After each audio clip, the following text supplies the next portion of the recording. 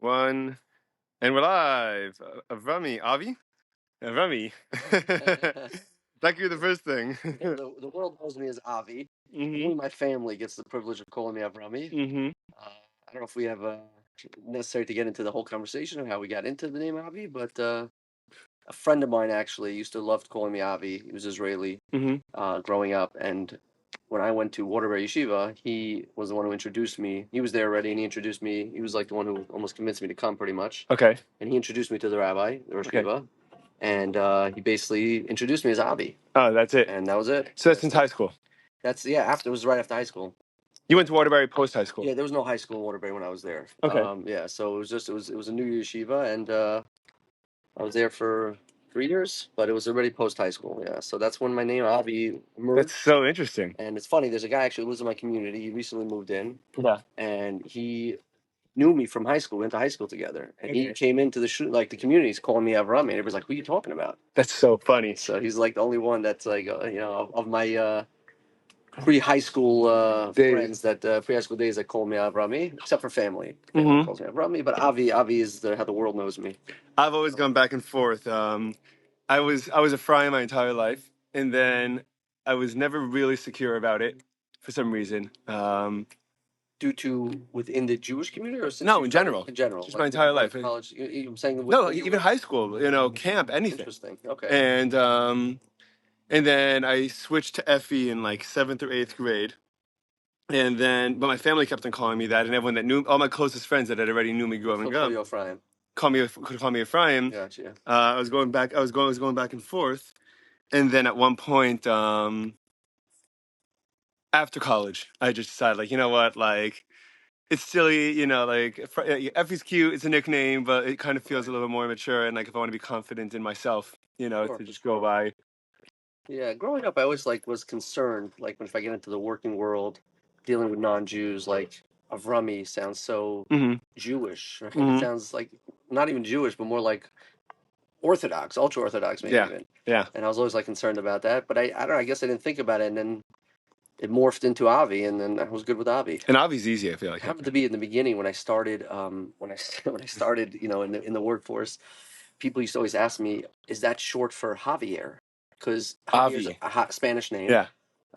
Maybe I could pass for Spanish if I just leave my stash. Sure. Yeah. But they used to say, "Oh, is that short for Javier, like Javi?" And I was like, "Sure, why not? Whatever works." You roll with it. But it's funny. Then I was dealing with China when I used to work with with these Chinese factories. My email address was always Avio. That was always my email address. In any business I was in, it was Avio. And they thought that was my name. Yeah. So they'd always be like, Avio. Avio. That's so funny. In that industry, my name was Avio. That's so funny. But it morphed into a few different things. But Avi is the. But everyone calls you O.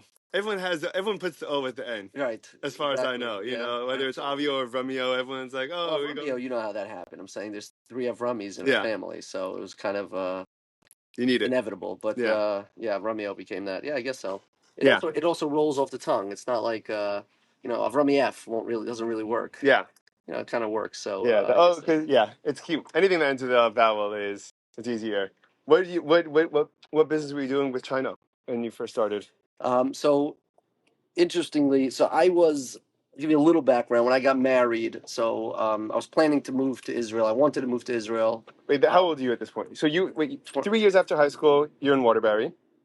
3 years after, so right after high school, we're going back all the way to the beginning. Okay, so for officially for 12th grade of high school, I was in a school in Muncie actually. Okay. And in retrospect, maybe I should have stayed a second year, but I was already in 11th grade, and my father came to me one Saturday night, and he's like, "Do you want to go to yeshiva in Israel?"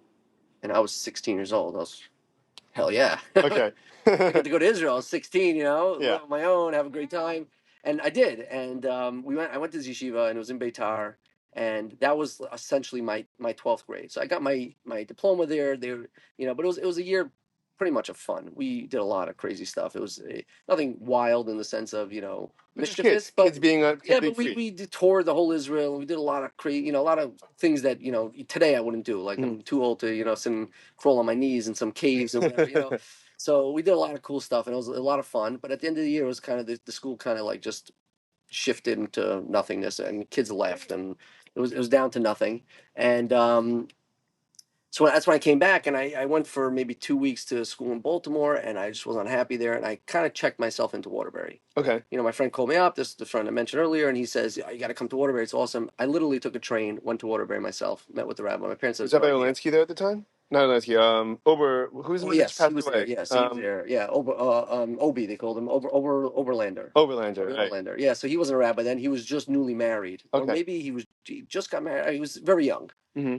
He was very young. He was a few years older than me, but I heard great things about yeah, him. he was awesome. He was awesome, but he was one of the guys. He Yeah. wasn't like a rebbe. He wasn't Right. a mashpia or influencing the young minds.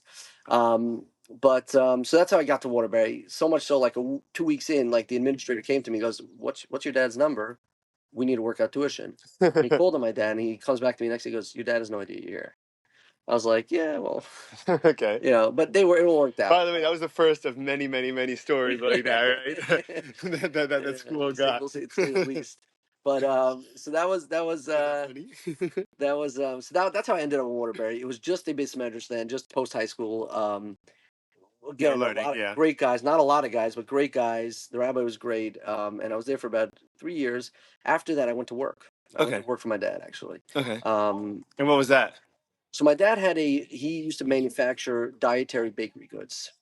So When you pre-packaged. manufacture. So I equate it to this. Well, he wasn't even close to the size, but think of an Entenmann's, but with healthy Okay. options. Cool. That's what he did. So like you buy it in a store, you go to a grocery store, prepackaged, muffins and things like that. So I essentially came in to help him run his business.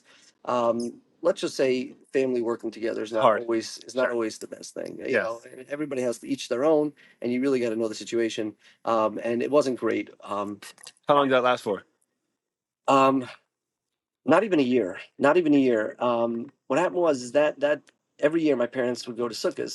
As I was older, not from when I was a kid, but when they started making money, I should say, when my dad started making some money, he wanted to go to Israel for sukkahs, and he would take the whole family. Mhm. And I think I started maybe in the summer, and then that sukkahs, we went to Israel, and I was just unhappy. And my brothers who were living in Israel convinced my father to let me stay and go back to yeshiva. Wow.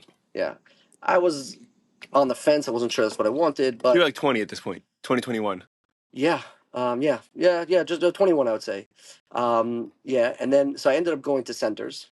Hmm. Centers was very new back then. I don't Hmm. know if Yeah, I'm center familiar. or Sure. whatever they call it, the rubber centers. So it's very new. I went there.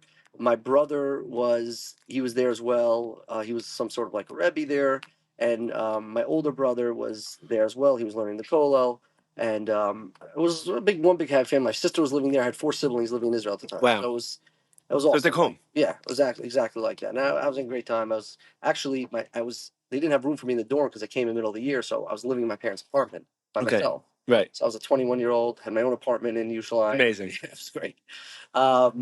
Till my brother, unfortunately, he had a fire in his apartment. My married brother, and they ended up moving in. Okay. So that was a little crowded.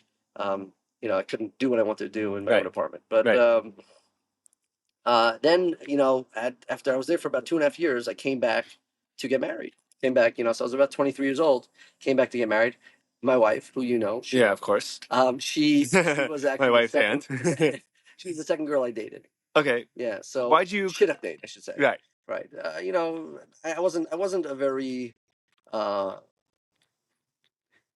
troublemaker kid in the sense. I liked having a good time, but today the things that I'm going to say are very commonplace, and Mhm. it's not so weird. But back then, it was like frowned upon.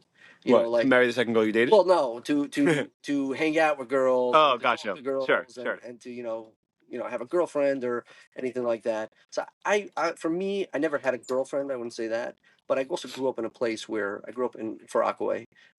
Back then, Far Rockaway was very, very friendly. Everybody was friends with each other. So even if I saw someone from Far Rockaway, a It was girl. homey. It was on, and I talked to her Mhm. because I was being friendly, and we come from the same place, and it was very normal to me growing up. Also, my parents grew up. You know, my mom was born and raised not religious. She eventually became more religious. My dad, he grew up religious, but he rebelled Sure. for his family standards. He went to the army, Israeli army, and eventually they came more to the right. when we moved back to America, or when they moved back to America. But to me, it's like, so I talked to a girl. It wasn't. I didn't do it from a like Rebellious kind of rebellious way. kind of thing. Right. It was normal. You saw Right. someone you knew, you schmoozed with them. That's how I felt also growing up. I wouldn't say I had a girlfriend, but it wasn't like odd for me to talk to Yeah. girls or whatever. But I didn't do anything inappropriate or anything like that.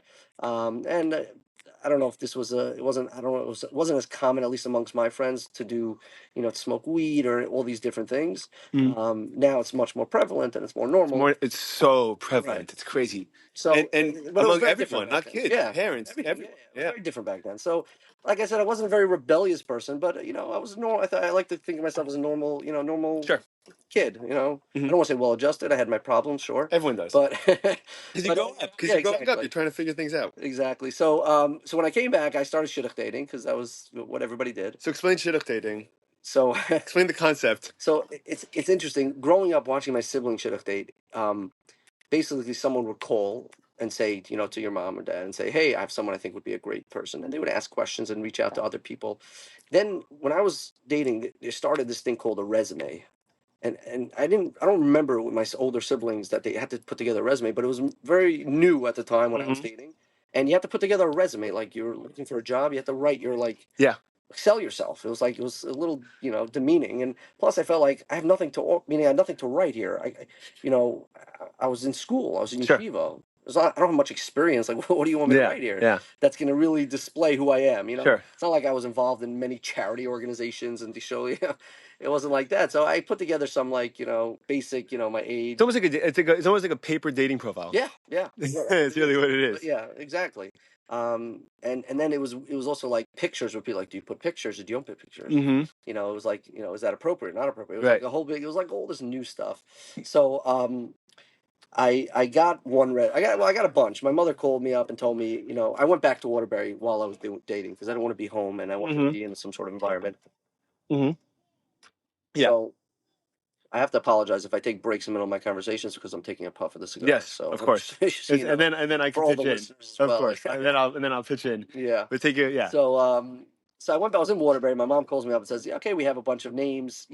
People reached out. Sure. Right? Hot guy. Of course. Hot commodity. Of course. So getting a lot of names. Anyway, so one of the ones that I guess went to the top of the list was this one girl from Brooklyn. And yes, I looked into. I mean, I don't what it mean to look into her. She right. Looked okay. What do you do? Exactly. Like, what do you do when you're 21, 22, and you don't even know necessarily? Unless you do have an idea. So listen, I'll be honest with you. Yes, I had an idea, but quite frankly, I think I can say this confidently about everybody. When you're 21, 22 years old, and you have an idea of what you want your wife to be, it's garbage. Meaning to say you. Right, but you're making a decision based on what your idea is. So even if it's garbage. Meaning, I say it's garbage. I mean, is you're a lot of times you focus on the wrong points. Right. Sure. That's the thing. Is now looking back, the ideal girl I wanted is nothing like my wife, and you know what? I'm so happy about that because if I got that girl, I don't know if I'd be very happy in my marriage. So that's the point. The point is that you have these ideas in your head of what you see on TV or what you think is good looking, and I'll say it outright. I always thought like black hair, green eyes was very attractive to me. I said that's what I'm marrying, and I still think it's attractive. Sure. But I didn't. My wife is blonde hair and light eyes, blue eyes. Very much not. She has a little darker brown, but very much not what I thought was what I said I was going to marry. So, I trusted my mother. When she did her research, which whatever it is. Anyway, I went out with her and we went on 3 dates. Okay. We had a great conversation, great time. But at the end of the day, I had this gnawing feeling, like I don't know, I'm just not into it. So she wasn't a bad. She was a lot of fun. We had a great conversation. It wasn't like it was stale or any. People tell dating stories of how it was like disaster. It was not like that at all. Right. But after the third date, at that point, it gets in the dating world. I should say the dating world. In the Orthodox Jewish dating world, yes. 3 dates is already a significant amount of time. Right. You have to have an idea as to whether or not you want to continue, or like if there's something prevalent and pressing, then you're supposed to have it, resolved in some kind of way. You don't just let it sit there and hang out. No one's expecting you to make a decision that you're ready to get married, but you should definitely have a better idea of So I really and I started talking to certain people. I spoke to my brother, my oldest brother, and I started, and they would ask me questions. And at the end of the day, I realized that, it wasn't right.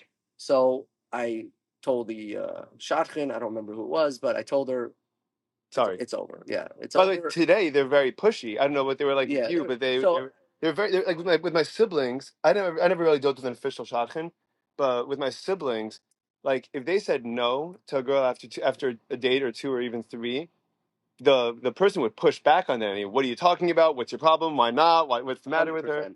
You know, and 100%. I've heard many stories like that. I don't remember if she pushed back. It's too long ago. I don't remember. yeah. Um, but I remember it was over. I happened to be her brother was a couple of years older than me in Waterbury. Oh, That's okay. one of the reasons why, like how I looked into it. Like Sure. I knew the family sort of Right. nice family, nice people. At the end of the day, just I had this knowing feeling. I don't remember specifically what it was, but it may have Sure. been a combination of a few things. And I just said no, and that was it.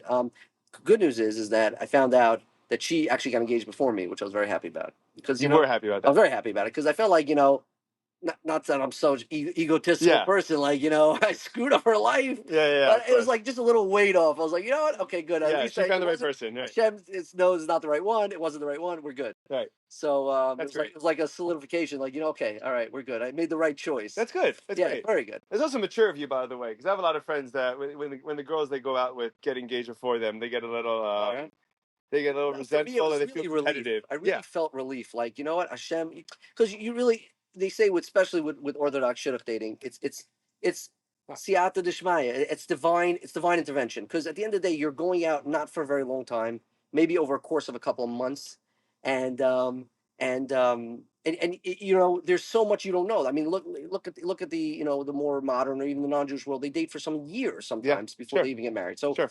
and even then they're not sure, right? Yeah. So it really is this divine intervention that you have to believe in, and hopefully you find the right person. So so when she got engaged, I was very happy because I was like, you know what, all right, so it wasn't right for me, it wasn't Right. the right person, and we can move on. Right. It's a great attitude. Yeah, so that was that. Then I don't know how long after, but basically the story goes, I don't know if you heard it from No. Bobby, but basically the story goes that my sister-in-law's mother was sitting shiva.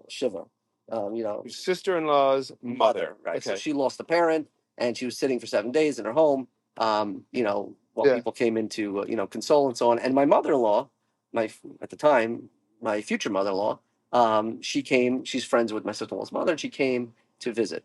And my sister-in-law was there, and of course, as every good Jewish mother says, "Oh, I have a daughter. She's in shidduchim, and she's dating, and we need Do you to remember find that her." not Seinfeld, the Frasier episode? You ever watch Frasier? I watched not in full, but I've watched. There's an a lot. episode where he's in a suit, he's in a clothing store and he's trying to buy his secretary a gift, and and he's trying to determine what size she is, and this Jewish mom helps her out, and then he goes, "Oh, you have a very pretty girlfriend." He goes, "It's not my girlfriend." Oh, he goes, and then he goes, All "What of do a you sudden. do?" He's like a doctor. He goes, "What are you?" He goes, "Well, I'm just here shopping around for a nice doctor for my nice Jewish daughter." And then the whole episode is him pretending to be Jewish after that. Meaning the stereotype comes from somewhere. Sure. It's not. Yeah, exactly. It's real. It's real. We're living the struggle. But yeah. So she says, "Oh, I have a daughter." Anyway, my sister-in-law says the only person I can think off the top of my head that would fit would be my brother-in-law. He's just got back from Israel, whatever. So she basically they swapped numbers. So it was in the past like the shotgun would pass with me, and in general, the shotgun would be they would be the one, the intermediary, at least for the first few dates. Once you got comfortable, they would okay. Now you can They call each you other, can share numbers and talk directly. which is also smart, by the way. I think. Yeah, because it's like the If the blind first date. 2 or 3 dates, you didn't have to call them up and say, "Hey, you're not for me." Like let the Yeah, person well, say. think about it. It's really a blind date. This is like the real. That's what it is. So imagine going on a blind date and you don't have to end it basically. Sure. If you're not happy. Yeah. You know what they call it, the lemon law. No, what's that? I don't know if this is a real thing or if I read it somewhere. It sounds familiar. The lemon law basically is that within 5 minutes of a date, a blind, and it's not within the Jew. This is like within the Yeah. within 5 minutes of a blind date, you can lemon law it. Say, I'm out. Okay, gotcha. Basically, like call it a lemon law. Yeah. Like this is Okay. not happening. Okay. So you don't have a lemon law, so you go on a date and you want to cancel. You Yeah. want to end it, and now it gets awkward. So you're right. So it is a benefit, but in this case, I guess it was like family a little bit. My sister-in-law reached out to me. She goes, "Okay, here's her number. She's expecting your call." Okay. So I called her up, and I said, "Hey, Nice to meet you. Avi Orlansky, right? Nice to meet Did you." you say Avi or Rami? I said Avrami. Okay. Yeah. So I said, when do you want to go out? And she said a date, and then I said, "Oh, I can't do that date." My wife teases me till today because I said I have a chasana. Which yeah. She thought I was so religious because I said chasana. Right. I didn't say chatuna. I didn't say wedding. I said chasana. So she teases me till today about that. But yeah. So I said that I couldn't do that date. We settled on a date and it was great. Anyway, we went on, I think 10 dates total. But after the fourth date, I knew I was going to marry her. Okay. It was like a given. I even slipped a little bit. And I told her on a date, I think it was a sixth date, we were going out. And I have a group of friends, which is something very rare. I think I've never seen anything like it, but I have a group of friends that we've been friends since we're in diapers. Wow. Yeah, so 35 years or more, whatever, 37 years, we're friends. And we're still friends till today. We talk every Friday as a group. We go on vacations together. We're actually going out this Thursday for dinner. And we all live in different places. We have different different areas. We have families. But we how'd you keep together. that up? It's interesting because we've all been in different high schools out of town and everything, and we just always came back, like always. Right. And now we're like, we talk every Friday. We have a standing call on WhatsApp, video call, and we talk about it. And we get together, we hang out, we talk. We've been through a lot of, Benny man, we've been through a lot of hardships together, but we've also been through a lot of fun times and good times together, and and we stayed together. So. Funny enough, Shira was best friends or is best friends with one of my friends' wives. He got That's married convenient. already. Yeah, It works out. He claims that they made the should have. Okay. Maybe yeah, maybe no. But but anyway, so on the sixth date, we were talking about my friends, and all of them were either engaged or married, and we were talking about it, and I mentioned maybe they all married or got engaged to the first girl they dated, and Shiro's like, "Oh my God, that's crazy! Like all of them." How many more? How many are there? And three others. So it's four Okay. total. So all three of them, they're like, and I said, "What's the big deal? I'm getting engaged to the second girl." And I didn't even realize I said it at the time because it just came out naturally. But she told me later that she told me later that Yeah. Oh, yeah. You're okay. she told me later, she's like, you slipped and you told me that you were proposing to me on the sixth date. She didn't know that you were going to propose. You guys didn't talk Not about at it. that point. But between the sixth and 10th date, you guys talked about it. Well, at the ninth date, I talked about it with her, and she said, "I'm ready." So then on the 10th date, I proposed. Wow. But that was it. But the sixth date, I guess I let it slip. Sure. So regarding friends, quickly, one of the things that I've experienced actually with some of my friends that are like childhood. There's certain childhood friends I'm still in touch with. That's kind of maybe out of a sense of loyalty, or like you've been in touch for so long, it's almost silly to not be in touch anymore. And there's certain friends where there's a lot less relatability from when you're growing up. Like life could take you along so many different ways, especially like even based on like what you were just talking about. Like you're going to Israel, you're going to Waterbury, you're going back and forth, you're doing this and that. And then at a certain point with some of my friends, even though we're still close, even though we still talk, that we diverged. Like our like, we don't relate in the same way to one another, and like as time goes on, like the decisions you make, the way you raise your family, the way that the person you choose to marry, the way you choose to spend your time in your job, everything kind of changes. And yeah, it works. And everything kind of changes. And sometimes it makes it harder to keep up. 100%. It is a difficult thing. And I'll tell you, at least with my group of friends. So I guess this is how it was meant to be. But we are all within this same, I guess, same circles, and we've stayed that way, which is also a very rare thing. Like you said, people naturally drift apart and they go different directions. But the one positive I would say is that one way I think we were able to do this is we've all stayed very very similar to where we were when we grew up. So yeah, some of us are maybe a little more religious. I'll give you an example, and this is to my second point. One of my friends is a Rebbe. He's a third or fourth grade Rebbe in a school, and he wears he was in Köln. He wears a white shirt every day. He was a tie. He's a Rebbe. Yeah. But so besides for that, we all stayed relatively close to the same way we grew up. Besides for that, which I think is a big factor, because someone goes all the way this way and the other goes all the way the other way, it's very hard to remain friends. You just don't have anything in common anymore. So that's definitely a plus. But the other thing is that I always envision, you watch these growing up, you watch these TV shows of these friends, right? And you're like, oh, that would be like, I wish you had that, like, But in reality, it's not real. Yeah. Obviously, it's a TV show, and there's so many. Also, things it'd be kind of miserable, I feel.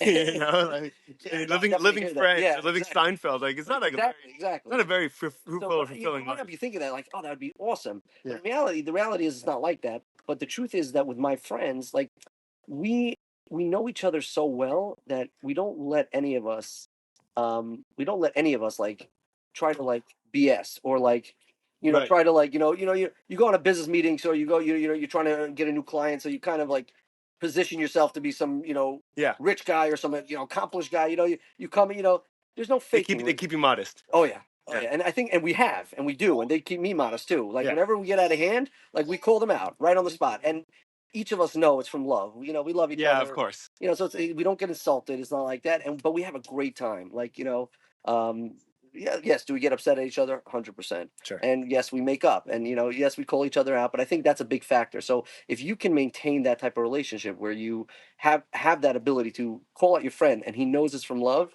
and he doesn't get insulted by it. Yeah. I mean, at the moment he might be like, dude, but in the long run, he knows, okay, you're looking out for him and you love him, and that's why you're calling him out, and he can do the same to you. Yeah. That makes a big difference. I think a lot of that has to do with knowing the person and knowing the way that they're going to be willing to, the way that they're able to accept criticism, or and the way to phrase it. I have a close friend of mine in college, actually from before college. We were friends since about 13, maybe 13 or 14, and he's a really sweet guy, and he could use a little bit more self-confidence in himself. And so a lot of times, if he's in a situation where he feels like he's not entirely confident, he would he would copy, or like he'd kind of turn into a little bit of a chameleon, socially, and he would copy what people say or like laugh at everything that they say. And, Yep. when in school one time, and Social pressures, yeah. yeah, and there's a girl that he liked, that he wanted to go out with, and he kept on doing this. He kept on like laughing at everything she said, or repeating everything she said every time they'd interact. And I pulled him over, like, at a certain point. Just it was just the two of us, one week on school night, whatever. He's like, listen, dude, like I don't have any reason to, tell you this other than I love you and this is in your best interest. I was like, All right. people will like you for who you are. No one wants 100%. to, and like, but if I didn't phrase that as I'm only telling you this because I love you and I'm not trying to attack you and like I have no skin in the game. This Right. is for your own sake. He was able to hear that a lot better because he knew the way that I was trying to. Whenever you give any sort of Yeah, advice. any advice, yeah, there you go. Advice. That's a good way of putting it. Anytime advice, you're giving advice that could be hard to swallow, for the recipient. Yeah, 100%. There's a way to say it, and there's a way to present it where you can hopefully get it. And some people have to hear things a certain way, by the way. Some people 100%. like it a little bit tougher, The and some funny people thing like it a is, little bit more 100%. gently. And the thing is, you're 100% right. And the thing is, the closer you get to your group of friends or to any specific friend, The better you know them. the better you know, the easier it is. Yeah. Meaning, a lot of times when a lot of times I have to give an employee, let's say, I have to call them out. They Yeah. did a poor job. I sit there sometimes for hours and just going through the verbiage in my head. Well, how am I going to say this? What am I going to am I going to sit? Am I going to stand? And whether that's right or wrong, which I don't think it's the right way to approach it, but that's just how I do it. Why not? We'll get into it's a whole other conversation. But they say when you have to give bad news, don't think so much about what you're saying. Just give the news, because or just give the thing and move on. It's the no easy way to say this. Yeah. When you start doing that and you start thinking, well, and it turns into a whole dragged out thing, and ends up being worse. This is a psychological component behind it. I don't know. Yeah. I'm not well versed on that, but so I've read. But anyway, my own personal, I like to do things the right way, and I want to make sure that, I'm being. Yeah. You're doing the best you I'll could. be that. So I think about it a lot, but when it comes to friends, I don't even think with these friends. I don't even think, because I know we've built such a relationship that I know That's that they know where it's coming from. Yeah, it's very rare. But even eventually, as you get closer and closer to people, you'll see that develops more and more, where you can be much more upfront, and you don't have to be so scared. Yeah. And certain things like that. And listen, even till today, there's certain things that I don't tell my friends if I feel like, because you also have to know, you have to use your brain and be like, if there's a tailus, if there's a purpose to say something, is it just going to get them upset and there's not going to be any benefit to it? Then what's the point of saying it? Right. So you have to use your brain and make sure you know what you're talking about. You gotta pick and choose your battles. Yeah, exactly. But when you actually come to saying something, it's very easy once you develop a very strong relationship. Right. Right. I was going to say that goes for your wife as well, or spouse, but it's very different. It's like there's a whole nother variable dimension that you need to take into consideration. And also dealing with an opposite sex is also, you have to, you're dealing with certain sensitivities, and but it's definitely not easy to give mussar, to give rebuke or advice, but you do it because you care. You do because you care. Hopefully, I mean, hopefully And you're doing it for that reason. and the way that you present it, especially to a spouse or family member, would be that, like it almost has to, like, Yeah. you can't take, from my experience, you can't take it for granted that they know that you care. You have to show. say, you have to 100%. show, you have to emphasize, listen, this isn't a personal attack, this isn't anything on, and this is anything I even necessarily care about. This is for Right. your sake. Like, like I they say with a lot of different mitzvahs and things like that, it can't just be a service of the heart. It's got to be a service of the body, meaning to say that there has to be an action. Right. If you believe something and you in your heart you believe it, but you don't act upon it, then you're halfway there. And the same thing in this realm as well.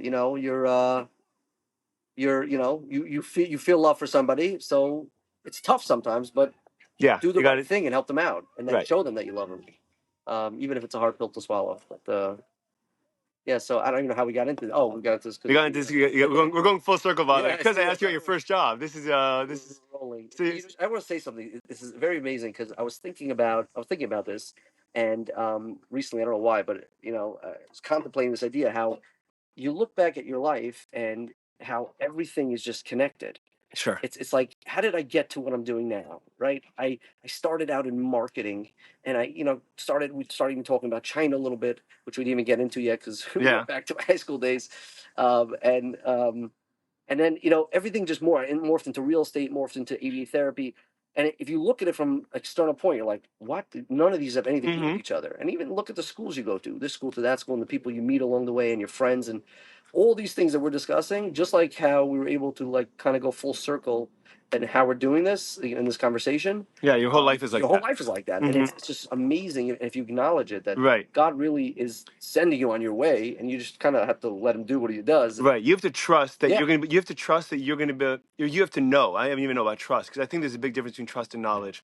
Sure. But you have to know, or at the very least, trust that you will look back on this in a year or 5 years or even a month and say, "Oh, right, that makes sense." 100%. And like that's helped at least me Yeah, for sure. maneuver most of the It will difficult help things. everybody. It will help 100% everybody if they are able to do that. Now, you say trust and know is very different. You can know.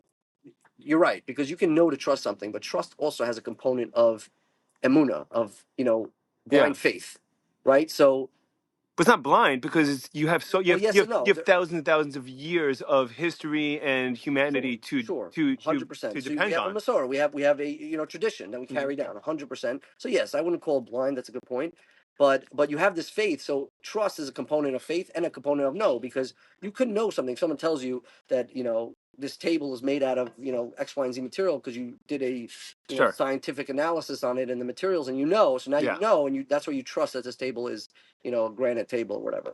But also there's a component where you, like what we just talked about, you have to trust in Hashem, in God, that He's sending you on this path, and this is the best path for you. And if you Right. do that, you'll innately be happier, because if you take it out of your own control, right? People are not happy with certain situations because they feel Out of control. Out of control. Right. Or I could have done something different, Right. and I didn't do this. I should have done that. All that talk puts it into your power. Right. Now, we have our own power. We have our own free will. And we need to utilize that, but we also have to understand that God runs the world, and He There's other forces outside of us. Yeah, absolutely. So if you could really trust that and have that, faith and belief in that, with whatever you know and whatever you don't know, that will innately make you just much happier as a person. So I'm going to send you off the rails. Oh my God. Okay. How do you as a when you start a conversation that way. as a father of four? I have five kids, four girls, and a boy. How do you? How much effort do you expend into teaching them these ideas? Or are they too young, or have you thought about it? Or That's a great question. It's a great, great question. And I'll tell you like this. My mindset today is not what it was 5 years ago. So I'm married almost 15 years, got five kids. My oldest is turning 14 soon. So even 2 years ago, it's been developing, and it's a lifelong, it's a Journey. lifestyle, it's a lifelong journey, and you need to really constantly develop it for the rest of your life. But I get stronger and stronger in my beliefs as time goes on. But like 5 years ago was a different story. But what I do with my children is, when I get the opportunity, when situations arise, I try to um, talk about these type of things with them. So whether they're 2 years old, 4 years old, 10 years old, 12 years old, doesn't matter.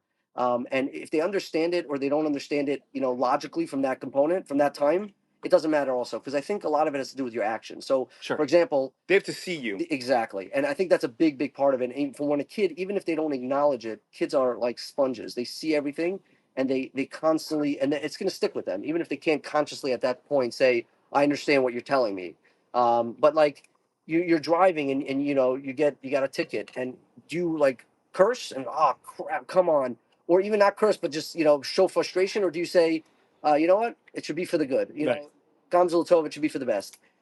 Your kids see that, Yeah. and that's a huge component. And for me, I'll be completely honest, I was not like that, at all. And even today, I constantly work on myself to try to, portray that type of those emotions in those times, because it's frustrating, and you get frustrated. We're all human, and naturally we want to react the way we want to react. And when you around your kids, that's really the struggle. Is how do you, and eventually, yeah, you got to work on yourself. And eventually, when you, even if you're trying just for the sake of your kids, you'll eventually working on yourself as well. But that's a big component. You have to really, you can't say one thing and act another way. You can't do that. And your kids will pick up on it. Oh, for sure they'll pick up. And not only will they pick up on it, they'll be confused. They won't even choose one side. They won't know what side to choose. Right. Because they don't know. They're so confused. You're telling them to, believe in Hashem and everything's for the good, and then you're getting all upset and frustrated because something didn't go your way. Yeah. That's contradictory, and the kids notice that, and they see that. And even if they can't say at the time. And by the way, they break things down into much more simplistic things and easily digestible 100%. things than we do, right? So 100%. we can come up with a million reasons why it's not really a contradiction, Right, but exactly. a kid cuts through all of our BS. justification Yeah. and our rationalization. 100%. They say, "Listen, you did it or you didn't do it," 100%. and then you have to acknowledge that. You have to be like, Yeah. like you're right. 100%. So yeah, there's a lot of other components, things that I've always struggled with, and hopefully getting better with. Being wrong in front of your kids, I think, is a great thing. Yeah. If they call you out on it, because like you just said, kids are simplistic, and be like, you always tell us not to get upset, and you just got upset. Right. And you got to be like, you know what, you're right. Yeah. I was wrong, and I have to work on myself. Right. If they see that, that's another component where they can see like it's okay to fail. It's Yeah. okay to not be perfect, but you acknowledge and you move on, you work on it. So all these different things, I think that at the end of the day, when it comes to dealing with your kids, it's example, leading by example is the number one thing. You got to lead by example. Now, of course, based on the hashkafa and the way you want to raise your kids, that's the Yeah, of course. message you're going to share, and that's teach their own. But that consistency is important, right? 100%. When one of my students last year. He was known to be a little bit of a difficult student. He came from a family that was not American. I think they're from Hungary or something like that, or one of these Middle Eastern countries. And for those who don't know, we have Shua as a co-host. Yes, that's right. He's helping us out. Hi, Shua. The little 1.5-year-old, and so he was known to be a little difficult, and so and he would get sent out every now and then. And there was one time where I thought he said something. It's okay, you can play it. You don't have to eat it. Yeah, it's okay. Okay. To swallow it. and I thought I heard him say something inappropriate, so I threw him out. Right, and So this was a student of yours? this is a student of mine, right? So this kid's a ninth grader. He's 13, 14. Especially when you're in ninth grade and you're starting high school, getting thrown out of class is considered a big deal. You're afraid, it's embarrassing. How's it going to affect my grade? And so I threw him out. And he's like, "What? Why? I don't get it." And I was like, "Listen." He's like, "We'll talk about it. If you really, really don't know, come to me after class. We'll talk about it." Came to me after class, and he actually clarified. He was like, "Listen, I don't know." He goes, "What do you think I said?" And I told him what I think I said. I said, what I thought he said. He said, "No, I said this, right?" So I said, "Really?" He said, "Yeah." And then his friend was there. He said, "Yeah, he said that." So the next day in class, I apologized in front of the whole class. I said, "Guys, yesterday I threw him out." I was like, "He got embarrassed. He got thrown out in front of everyone, and he was correct, and I was wrong to do that. And so to hopefully try to remedy that, I'm apologizing in front of everyone. You guys should all know that he did not do what I thought he did, and I mean." And the student loved me from, it wasn't, the goal wasn't to get his love. The goal was to hopefully teach everyone that you don't, that being wrong is not necessarily a bad thing, and owning up to it, generally speaking, makes you more trustworthy and more. 100%. Listen, I give you credit because that's a big step. Most people, even veterans in the teaching world, won't do something like that. I've had my fair share of teachers that wronged, did something to me that they were wrong on, and they didn't acknowledge it at all. Till today, Yeah, it's have that resentment. Yeah, this is 100%. So that's, I mean, kudos to you for doing that. But yeah, 100%. That mentality is very, very important. Now you have to understand also, we're still the parent. right. I see too many cases, unfortunately, where you have parents who think the best approach to do. And again, I'm not a parenting expert by any stretch, but this I take it from my perspective and take it as it is. But I don't think that we're supposed to be best friends with our kids. Right. Right. I think that's not the role we're supposed to play. So yes, it's important that when you make a mistake and it's a teachable moment, you should acknowledge that. You also have to understand that they understand that you're still the parent, Sure. even though you made a mistake, and it doesn't mean now they can now Do whatever they want. exactly. Sure. So there's a lot to it as well. But definitely by leading by example, I would say is the number one thing. And the other thing is I talk to my kids all the time, and I tell them things. And with each kid is different, and sometimes I'm a little more a little more informative with some kids versus the others.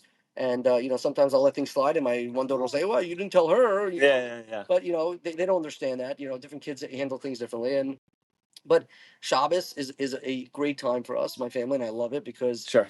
A, we're spending time together, but B, we're all around the same table and we talk about this stuff. Yeah. Every week I say some sort of, I don't want to call it Dvar Torah because it's not necessarily a vart or whatever, something like that. But it's something I learned from the parsha, and I take it into and I kind of morph it into a lesson. Sure. Of how we have to believe in Hashem and how we have to have faith in Hashem and how Relevance to our lives. exactly, and everything that maybe something looks all and then look how the story turned around and all these different things. And every week I try to do something like that. So my kids love the stories, and I try to elaborate and be as anime and Yeah. as possible. And they enjoy that because I do like make jokes and as I'm saying the story and I change my voices, so they, especially for the younger kids, It's amazing, by the way. appreciate it. It's But the amazing. lesson is, and I think it sits there. I think it does sit there. The most eye opening thing was my oldest. She's like she takes everything very very personal to heart. So like when I'll say things, I realized as I was saying things, and she's like came to me afterwards. She's like maybe a week later, and she goes, Abba, I did this and this. Like, I know it's wrong. Like, and she was like so like upset about it. And I realized that the way I said it, I came across as like, this is like do or die type of Yeah, thing. So I have to be careful on how I say things because they internalize it. Sure. She's a little older, granted, but they really internalize it. So you have to like be careful on how you give over the information so that it is understandable and they Right. don't feel like they're failures because they're not doing what you quote unquote said. And the other thing I think is also probably in the same token, but like the same type of idea, or at least the same thing. I think the people that have there's some people that live their lives almost out of like guilt, like they take responsibilities their moral values. Like if they don't, they're just overwhelmed with this sense of guilt, as opposed to this is something that I want, and this is something that's incredible, and this is something that's beneficial for everyone, and it's something I want to do, not something I should be doing, and because of that I feel guilty, Right. And to teach that as something that is exciting and invigorating, and this is what I want. Why wouldn't anyone want that? This is amazing. And 100%. as opposed to, like I have to do this, and if I don't do this, it's bad, and it just leads, I think, to a little bit. 100%. And it's so interesting you say that because how do you say hashkafa in English? I guess you could say philosophical philosophy, lifestyle. Okay. It's a blend of the two, I guess. It's an English translation to it. Probably. Yeah. But I think this is where hashkafa or the philosophical reasoning behind things come from because yes, we follow our Torah, right? We follow the laws that are written in our Torah. That's our job, right? That's our job as religious Jews. We're supposed to follow the Torah, right? Right. But like you just said, it's so important, especially in today's day and age, to understand what we're doing and not just doing it because I'm Jewish and that's why I have to do it. Why are you doing it? It's so important to understand.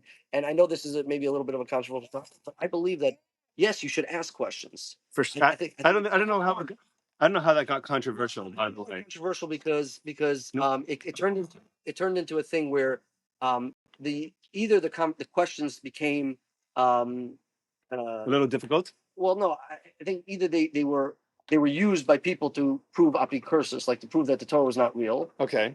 And I think that's on one extreme.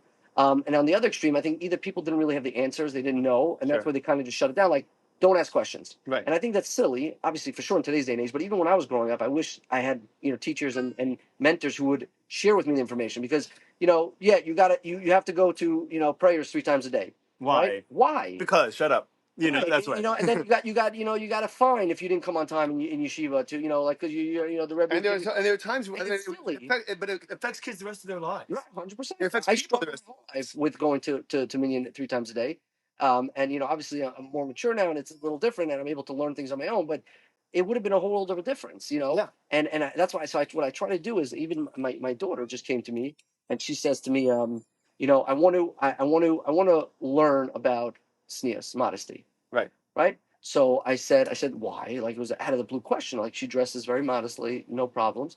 And she said, she didn't really say it in so many words, but she said, she watches these shows, Mm-hmm. and she sees these non-Jewish people, but these shows, and they're wearing very revealing clothing, and she says, oh, they're so cute. These things are so cute. And she's like, I started thinking, like, oh, how would I look in that or whatever? And she like stopped herself, and she said, well, So I said to her, before we learn any of the laws of tznius, I will sit down with you and go through all the hashkafa. Right. I want you to understand the value. Very good. I want you to understand why there's such a thing as modesty, such a thing called modesty, and why do we do it? If you can appreciate the reason behind it, then you'll make it much easier. The struggle will be much easier for you, Right. Totally. Because you understand and you believe in that. So I said before, I don't want to tell you can't do this, you could do this, your skirt's too high, your elbows are short. Forget all that. Yeah. I said we're going to learn right now just the value and the reasoning behind it, and then hopefully the goal is that you agree and see that value. And yeah, so I think that's so important with your kids, is that when you're giving over your value system that you grew up with, and hopefully you want them to be in the proper way, but you're doing it in the right way, where you're letting them know, like, listen, it's okay. The first thing I said to her when she told me that, I said, you know what, that's very normal. It's very normal to feel that way. Yeah, I think it's very normal. You see something, you're like, oh, I'm always sweating. I'm always wearing a long sleeve shirt. I'm always sweating, especially with Orlanskys. I don't know if you know this. I don't know if you know this, but we're very big sweaters. Okay. And we're always hot. And you think, like, oh, what's the big deal? I wear short sleeves. What's the big deal? So, listen, if that's their lifestyle, that's what they choose. This is not a judgment podcast. That's not what we're here for. But come together. Coming together, exactly. Anyway, come together. So, but for my daughter, right, we have our own values that we want to follow, and in my family. So I just said, you know what, that's normal. Don't be upset about it. Don't be frustrated with it. Very normal. Right. Let's understand the value of why we have this, why the Torah says that we should be modest, and let's work from there. Right. Right. And I think that's see how it factor. speaks to you. Yeah. Yeah. And again, you can't walk around naked in your house, not literally, but like tznius goes men and women. Like somebody says, why could you wear short sleeves? I said, well, there's different rules for men and women, but I don't walk around in my boxers. Right. I used to when I was kids, but I don't do it anymore because I'm not perfect with it, sure, but like with everything. But yeah, again, lead by example. That's the whole point. You're a happy kid. Right. Baruch Hashem. Yeah. So to answer your question, that's listen. And is it perfect? 100% not. It doesn't have to be. It's better than it is yesterday. Is hopefully what the goal is. You have to always work on yourself. If you're working on yourself, and then you can pass it on to the next generation. And your kids see it too, I think. And your kid, or not even your kids. Everyone, the world around you sees it. The world around you. If you walk into the supermarket and you've been going to the same supermarket for 5 years, and you're doing something different, you're working yourself. It's very tangible. 100%. Listen, think about it this way, and again, not to call anybody specifically, but think about it this way: you have certain parents that are they have a business and they work, and that's great. And then they push their kids to sit and learn all day in yeshiva. But those kids never saw their father once open up a Gemara, or Friday night open up a Chumash. Yeah. It makes it very difficult, from a kid's perspective, to see, like, even if they know the Ashkaf and they know the value and they know it's right, it makes it very difficult. Like, because we want to replicate. There's an expression, we're either trying to live up to our parents or correct their mistakes. It's one or the other. Right. And I remember, 100%. I remember growing up. Someone told me, he's like, I want all my kids to exceed me, not just to exceed me. And at the time, I thought that, hey, that's very noble. Like, you grew up a certain way. Maybe you felt that even though that's how you grew up, but you wanted your kids a better life for them, and you wanted something different for them. So you were hoping that they. And I said that's then. As I got older, and I realized, I'm like, you know what? That's very nice and noble, but the reality is that it's easier said than done. You can't just say, I'm going to sit and do whatever I want to do, and I'm expecting you to do everything different. I mean, Yeah, I you can't got to practice imagine what that you we'd be preach. so successful. So my dad and I work together, and some of the biggest arguments that we get into are not necessarily are about things that I do that are stupid that he does, and he gets the most frustrated because he's like, I know that this is wrong Right. for me, and it kills me that you're doing the Doing the same exact thing. same thing, you know. Right. And So right. and then he'll give me a hard time, like, how can you even tell me it's a big deal? And you're the one that does this all day. And he goes, Right. and then he goes, and then his favorite line is, "Do as I say, not as I do." Yeah. You know, like. So the truth is, no parent is perfect, but as long as we can show, our kids, like, yes, we're not perfect, but We care. and we care, and we're working on it. Meaning, we're constantly growing. I always tell my kids, I want you to constantly be growing. There's no pace, there's no nothing. Just constantly, just try to be always every day a better person than you were the day before. Try to be a better Jew than you were the day before, and that's what I do. And that's what they see. So yes, I'm not perfect, and they see me things doing, they see me doing things, and even if I tell them don't do those things, and they're like, "What do you mean you do that?" And they see that, but they also know that I'm trying to get better every day. And my hope is if my kids can have that mentality and constantly just try to get better every day, I'll call myself successful. Yeah. I call that a success. Yeah, definitely. So now you're married, and you're starting to work because now you're working and you're married. Sorry, now you're married. Now you have to be responsible. It is 1:07. Oh, We're at okay. 51 minutes. All right. How you doing Time time? flies. I'm great. Let's Okay, keep good. going. Yeah. Okay, great. So, China. So So China. I got married. I was gonna go to Israel, and And they call you Avi. yeah. And I need to get a job. So this is a little bit before China. So I got a job. Someone reached out to me, told me, I was asking a bunch of people. They said, Did you know what you wanted to do? Do you have an idea? no idea. You just wanted to make money. My whole life, I didn't even want to make money, like be rich. I wanted to be able to support myself. Yeah. I wasn't getting any support from my parents. My in-laws didn't really have much to give, even though they would have gave the shirt off the back. Yeah. But they didn't really have much, and I was married now and Yeah. had an apartment, and actually the first year of our marriage we didn't even have a car because we couldn't afford it. Right. But I got a job like about a month in after our marriage, and I worked in B&H. Okay. Famous B&H. Sure. And I worked in the marketing department because that's what they had open, and that's where I kind of got my appreciation for marketing. Now, my real passion is not marketing. My real passion is developing things from nothing and seeing something. Okay. Right. So that could be in any field. You can look at contracting, taking Sure. a design from a house and building it. Yeah. Right. And then living it. Right. So I'm not into contracting, but that concept really, that's when I really developed that. And That's so interesting. Why do you think that is? I don't know. It's a good. I never thought about it. You should think about I'm gonna start thinking about it. Because there's certain things like I like to help prop people up, and I like to share to help other people. Like that's why I always wanted to be in it was either music or entertainment or teaching. He just woke up. Music, entertainment, teaching, anything that could help people around me build themselves up. Right. And I know from a little bit more of a vulnerable psychological place that it came from not having a lot of confidence in myself from being younger and then learning that I had the tools I needed to do whatever I needed. Right. And help other people obtain those. It's definitely opening a can of worms now. But you say a lot of good points. I never really thought about it. Yeah. But you're saying a lot of good things. A lot of things you mentioned, I grew up with as well. I didn't have a tremendous amount of support system in my life. I felt like a failure for a lot of my life as younger years. And I'm not saying that it was due to the lack of support system, or it could be a mixture of a lot of different things. You could just be teaching yourself. Yeah, 100%. I am. And for me, I like to get things done. They say your name is A little bit of a indication of who you are. And right. My second name is Ozer, which in Hebrew means to help. Mm-hmm. So I guess I always enjoyed. That's cool. I always enjoyed helping people, and I still do. But bottom line is, I don't know. I never really thought a lot about into it, but I should. I guess it's a good to think about retrospective on where my origin story basically. Yeah. But yes, I was doing marketing and I really enjoyed it. We did a lot of trade shows. I would set up trade shows, organizing things, and coordinating logistics, and did part of tourism. We would go around to all the hotels in New York City and getting them to send their all the tourists to B&H, and Mm-hmm. we marketed it as an attraction. Okay. I don't know if you've ever been to the store. No. It's 34,000 square feet. It's a huge store, but we market it as an attraction. Like we would sell it, like you gotta come see this. It's the Sure. largest, and they have a very cool conveyor belt system and everything. It was very cool. I mean, it was cool, the way we actually developed that. And then one Shabbos, I went out to meal. My wife's friend invited us. I didn't know her husband at all, and we're sitting at the meal. He asked, "What do you do?" And I told him my whole story. He tells me, We were in the closeout business. We'd buy closeouts, mostly in the housewares, like last year's stuff or misprinted stuff, and then we'd sell it to off-brand stores like Cool, really? Big Lots and all these places. That's what he did.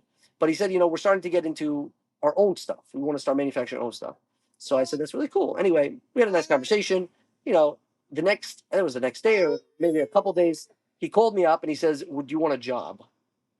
I said, what are you talking about?" He says, "Can you come down to my office?" Whatever. I made an appointment. He came down and they started telling me that they're starting to import kitchen appliances from China. Okay. And they wanted somebody with my marketing skills to help launch the product and to develop, the brand.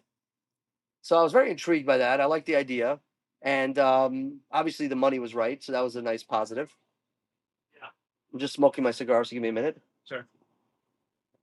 Otherwise, it goes out. Then you got to relight it. So. Yeah. But anyway, like me. Pretty much. Anyway, so I was very intrigued. I liked the idea. I was essentially their first employee. They had a sales guy at the time as well. And what were you were doing marketing for them? So I was doing marketing. So it turned into doing everything. I ended up being the COO, essentially the company. I was doing everything. I was in charge of the logistics, in charge of the design. We used to go down to the factories in China, work with the factories to design products. How often are you going to China at that point? I went at that point twice a year. Was that terrible? No, it was actually, well, the first few times I went, it was very exciting. I wouldn't recommend. How long's the flight? 17 hours direct. So and you fly direct or no? So not always. It depends on what tickets were available. But I flew Singapore Airlines. We did a stopover in Vancouver. I did Korean Air. We did a stopover in South Korea. We did out of Beijing. We flew out of Beijing once. We flew out of Hong Kong. Different trips, different things. When you would stop over, you'd spend any time there? Yeah. Yeah. Not a lot, but we'd spend the day or something like that. There's a few places I wanted to go to and never ended up going to. But what stuck out to you about any of these? Any particular place? So interestingly enough, Hong Kong, I looked at it like a Manhattan. It was cool because I've never been there, and it's just cool to see other places of the world.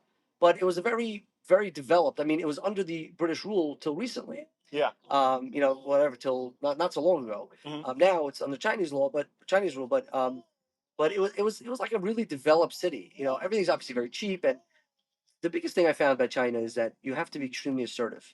One time we got off a plane in Beijing, and the way they did it there is you literally walked back in the day when you used to go to Israel. You used to walk onto the tarmac. And then they had buses. They do it in Europe still, I think. Right. So they had buses to take you. Now we got off, and it was a long flight, and we were there for a connecting flight, and we were exhausted. And we see this bus, and this is like, it looked like one of those black taxi cabs in London. Like it was like one of these, but it was a fancier car, and it said on the side door VIP. So we walked to the window, and we thought to ourselves initially, we'll hire the guy. Like, let us, whatever, we'll pay for the service. It can't be that much. China, everything's like cheaper, much cheaper. I mean, especially back then. And I was like, we'll just pay for it. Like, we're not waiting on this bus now, crowded. It was a disaster.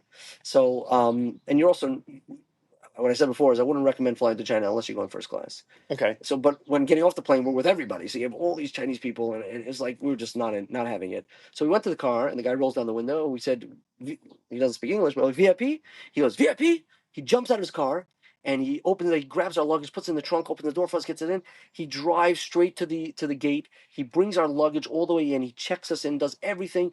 And we're like, what the hell just happened? And the guy's money is like, no money. We're like, what happened? And what we found out later was that someone hired that person, previously, before the flight for this VIP service. But this Chinese guy didn't know who we are. He assumed that we were the people that hired, and they're so downtrodden. They're such a downtrodden society because of their circumstances. They will never ever question you, because if they came to us and said, "Oh, let me see identification, let me see a receipt or something," and they were wrong, like they would be hung. I don't know what would happen with that. Yeah. So they'll never ever. So I realized at that moment, if you're assertive in China, you'll get whatever you want.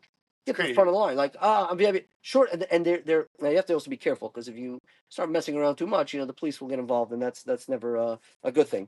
But we didn't do it intentionally, but it's so eye opening to see like it's like the society, the whole society is like that. Like they're serving you. They're Like, subservient. yeah, subservient. They're like anything you like, and even And these what rich years? people. What year was this? This was the early 2000s. No, no, no. 2010s. This is yeah, early 2010s. Yeah, early two. I would say early 2000. I would say maybe even mid 2010s. Okay, wow. 2004, 2005. Right. Wow. Yeah. So no, what am I saying? Just 2015, 2000. That around that time. Okay. Yeah. It's I 2000, was in. I 2010 was I got in. married. I was just starting college Right. Okay. So at that yeah, point. around 2015. By yeah, 2013 to 2015. That was this whole Takufa, this whole time frame. But that was fascinating. The other thing I found fascinating about China is, especially when you go to not into the major cities like Singapore and Hong Kong and Beijing, even though Singapore's not really in China, but not those cities. Those cities are very well developed. You go to cities where our factories were, Ningbo, Shenzhen, Guangzhou. These cities are like part of it's slums, like really, really down, dirty slums. And what I found fascinating was you could have, usually in most places, at least in America, there's affluent areas and then there's Yeah, less affluent areas. less affluent areas, right? And they don't combine. But there you'll find like a beautiful mansion, and right next door is like homeless people. There's no like separation of wealth over California, there. LA is getting kind of like Well, that. yeah, yeah. But Right. here it wasn't just wealth. You'll have poor people living there. Yeah, sure. People. It was poor people, and then it was very Right. wealthy So people. the And they all communities lived among were not based on on on your yeah, economic exactly your economic standards. status, Yeah. and whether you were affluent or not. Like these factory owners, they had these huge properties with these fenced in areas, but they were in a community that had like majority poor people that were like, peddlers and farmhands, and it was just fascinating to see that. It was like there's no because at the end of the day, even though yes they have more money, but they're all under this one regime. Yeah. They're all the same downtrodden society, subservient society, and I guess maybe that's why it was just so fascinating to see that. And then they have these gorgeous, gorgeous hotels in the middle of like we were landed at like 9 p.m. at night. We came into Ningbo. The airport was pretty much shut down. Half the lights were off. The rest were like flickering. I thought we were in a horror movie. Okay. We get out there. There's three cabs. Pitch black. There's no street lights. Pitch black. Three cabs are arguing and fighting and screaming. We're like, we're gonna get shot. About who to I take don't you? know. Okay. Maybe it Yeah. could have been about us. Could have been something else. Whatever. We were like, okay, just get in a car. We get in a car. They're driving for the first, I would say, 15 minutes. We're driving through pitch black. Now there's beautiful looks like new buildings all around us. We're driving these highways, but there's no street lights and there's no lights through these buildings. There's nothing. It looked like literally through a heart like the apocalypse. Yeah. And we finally when we got to the hotel, we asked them what that was. They said it's something called the Ghost City, which they have apparently over China, where China built. They wanted all the people to be congested into one area to manage them better.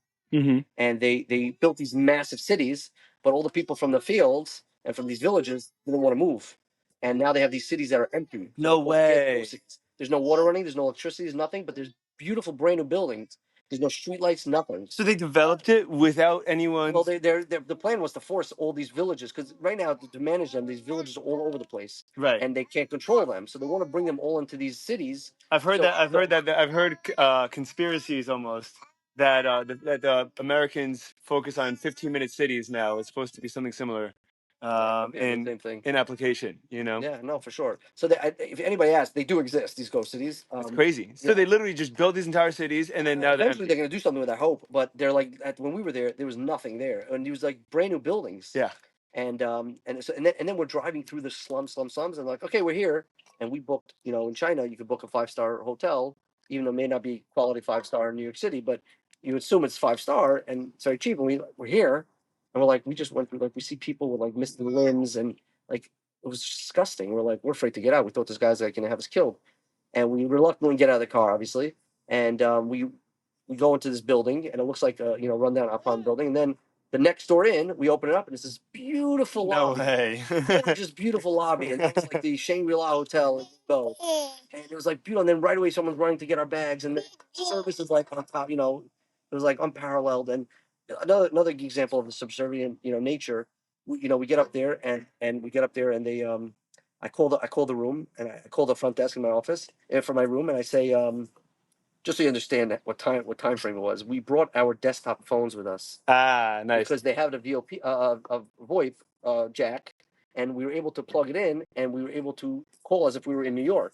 That's cool. Yeah, It's like a VPN before a VPN happens. and before Never cell existed. phones were able to do that. But Yeah. we get down there, and I call the front desk. I say, "Could you please bring me napkins and an ashtray?" And she goes, For your cigars. "Yeah." And she goes, "Sir, no smoking in the room." Sorry if my imitation is poor, but Sure. but he said, "No smoking in the room," and I'm like, "No, it's okay, it's okay." Literally within 5 minutes, the guy was there with an ashtray and matches. No way. All you had to say was it's No okay. smoking hotel. I'm like, no, it's okay, it's okay.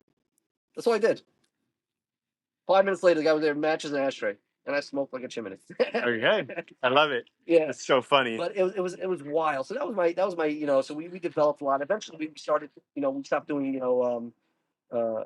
secondhand stuff. We started developing our own stuff. We were selling to Best Buy, Target, Walmart, um, and and that morphed into my real estate business.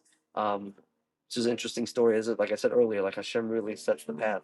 We basically needed a new office, and part of my job was to help get a new office. And we found a great place out right here in Mahwah, New Jersey. Sure. The problem is it was the right price, right location, but it was just too big for us. We needed about 6,000 square feet, and it was only it was 12. Wow. So we don't want to pay the extra rent, even if it was a good price. We didn't need it. Yeah. So I said before we Do you give it up. sublet? No, so I said before we give it up, let me think of a solution. What'd you just eat? Maybe Did you eat ash? Oh no, dude. He's probably licked his hand or something. Okay, yeah. Anyway, so I started doing a lot of research and this was a time where like WeWork started popping up. Wow. So I'm like, this is a really cool concept. So I said, you know what, we'll be able to put in a few $1,000s and we'll get this place built out. We're anyway building it out, so the contracting fees will be minimal, and we'll rent it out by the office, and that's what we did. Amazing. And it went up like gangbusters. People loved it, especially back now. They have a lot more of them, and it's I don't know how popular it is, but Well, WeWork itself is a little. well, we work in, but Yeah. back then I'm talking about for the Jewish community because it was right here in Mahwah. People were able to rent Yeah. an office. They had a kitchen with a coffee. And it's a 15-minute drive, 20-minute drive? Yeah. It depends where in Muncie, but yeah, I say 15 to 20 minutes. Yeah. And it was great, and it went off like gangbusters. We had 14 offices. We rented them all out. Not only did it cover that half of the rent, it covered almost the full rent. Sure. So it was great. And then all of a sudden I was like, light bulb, we should do this. Yeah. And that's how it kind of morphed into. So when you said we, it was as in you yourself, or so originally I was going to do it with one of my bosses at the time. He wanted to do it, and he's like, he wanted to partner together. So I said, let's do it together. But then circumstances dictated that he was not available to do it anymore, and I said, you know what, I think it's a great idea. I'm going to do it myself. Amazing. Is that scary? It was very scary, very, very scary. I was able to raise money. I did like a raise. So I had investors, but at the end of the day, I did it myself. I built it out, and I built out the 4 locations, and we built it out beautiful. These were big locations too, and it was beautiful. And then God showed His hand and brought COVID. The office industry was demolished. Wow.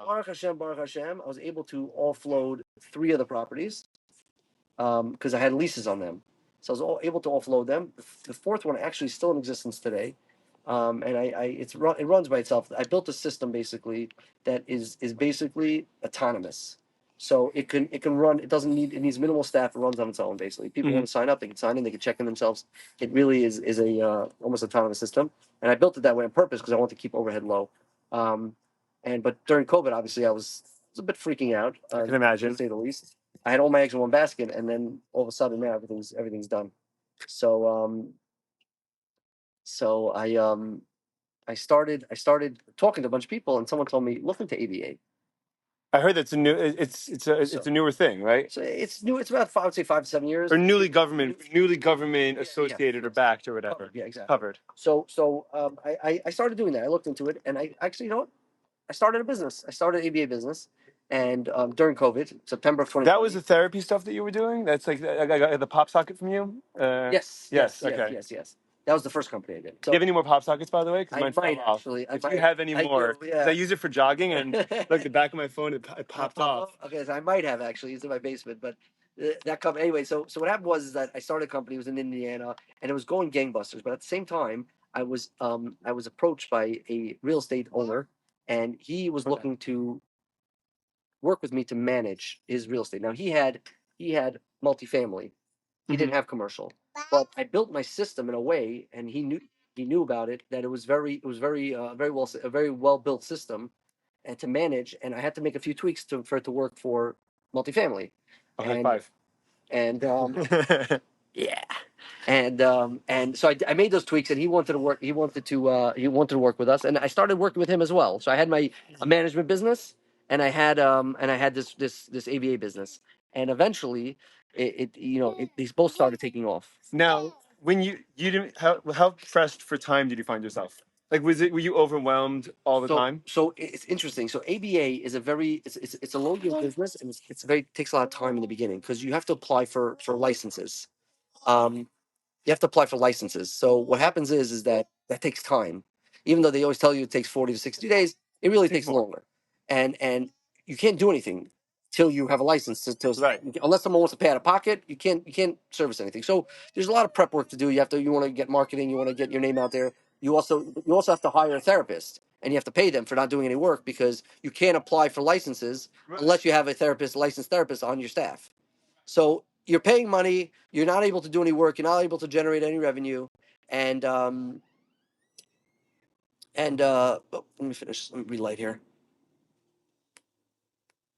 You're paying money. You're not able to make any money. You're not able to make any. You're not money. able to generate revenue. At least for the first couple of months. At least, yeah. Sometimes in Indiana, it took us 8 months to get our license. Holy cow! Yeah. Was Indiana particularly difficult for any reason? So it was COVID. Okay. That didn't help. And every state is different. Every state has their unique things. It also depends how understaffed. COVID and they were understaffed. Didn't have anybody working. Everybody was out. Everybody was either sick or whatever. So Work from home. yeah, exactly. And you know how that goes.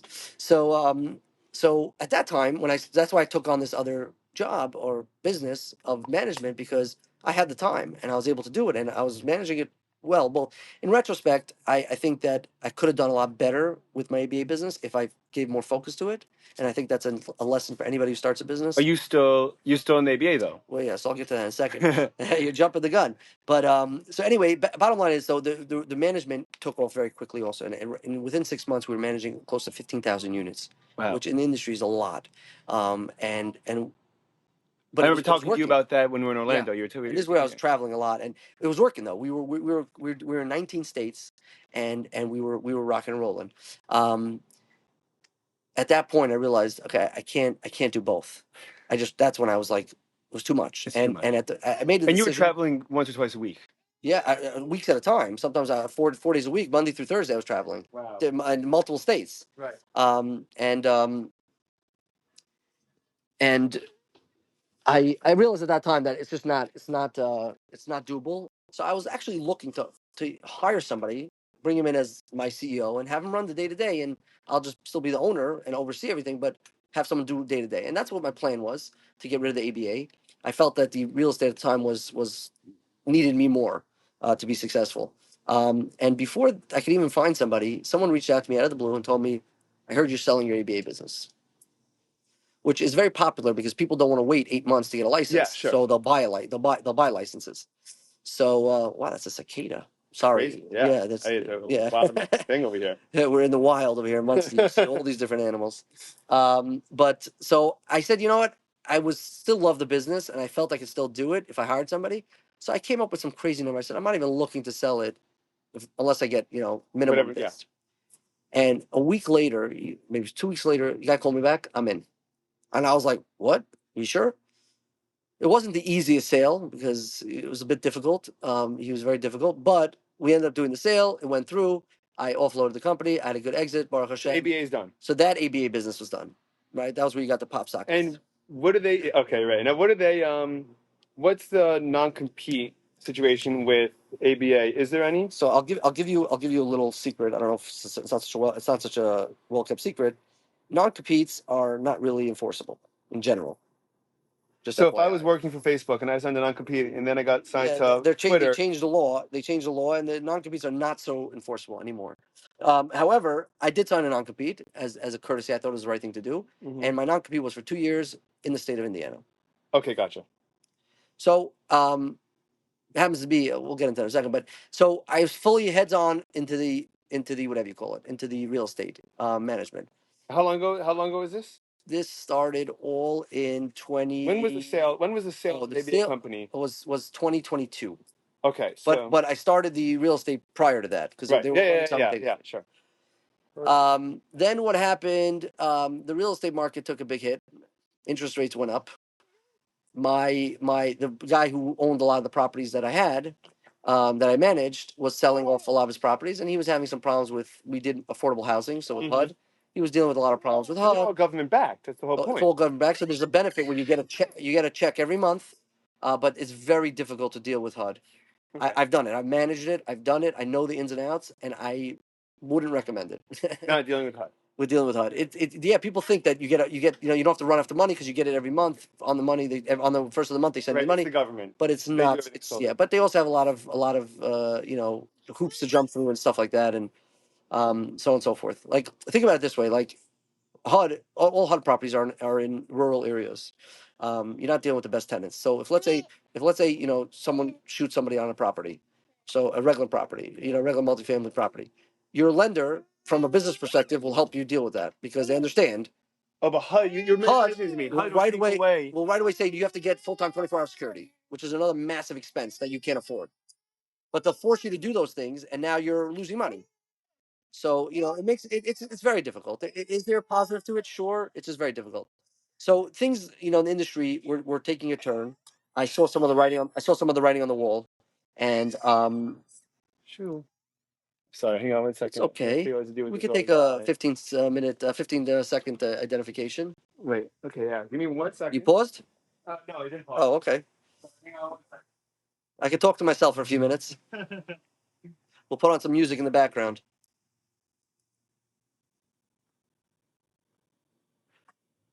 Let's see. No, we can't listen to music now.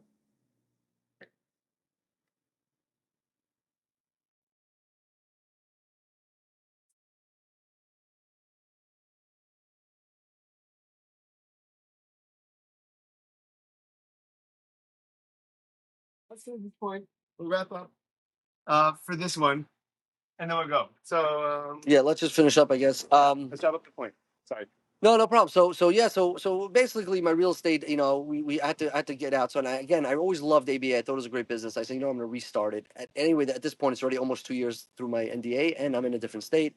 Baruch Hashem, right now, that's my big focus. Is I'm putting. And now you're dealing with getting the licenses and everything all over. So I did that. I already have my licenses for my first state. My second state is in the process already. But it was definitely much easier this time around. I knew a lot of the pitfalls and a lot of the tricks to get it moving faster, which Baruch Hashem we did, and we're now up and running. We're servicing kiddos, and if you have a kiddo in Maryland that has Medicaid, needs services, Maryland. plugging in Maryland. I'm sorry, what did I say? I don't know. I wasn't sure. Maryland with Medicaid. It's yeah. And then also in Virginia. Doing a little plug for myself, please. Yeah. And then but that's what I do now. It's going great. So the end off, I would just say, like, and I mentioned this before, it's so important to acknowledge that every step of your life and every journey that you're taking is it's a part of your journey, and it's needed to get to the next step. And I'll just use an analogy quickly because I know we got to end off over here. But I was helping certain family members date while they were dating, and I was trying to help them navigate. And every time they went through a date or it didn't work out, I always tell them, I say, listen, you had to date this person and get turned down to get to the next one, and the next one may be the one. So so just keep that in mind in life in general. You want to know that whatever you're going through, whether it's hard, good, bad, just know that it's all part of the journey, and you should be happy that you're going through it and acknowledge it, and you will be ultimately happier. Yeah. You'll be okay, and you'll be ultimately happy as you go through the process, whether it's harsh or not harsh. And just from my story alone, I'm sure you have a story, and everybody, I'm sure, has a story. And just look at your own story. Yeah. Have some retrospective, and you'll see exactly that you got to where you are, whatever state you're in, and there's a reason why you got there. Right. Beautiful. That's my sign off All right. message. Let's what do you call it? Let's we'll do this again. I think we need a part 2. This is a lot of fun. Definitely. You kidding? We could do part 10. I don't care. At the age of 25. I know. We got nothing over here. Let's keep on doing this. I feel bad. We have to hear your No, I love this. No, I pitch whenever I can. All right. Let's call it here. Thank you. And bye, everyone. See you soon.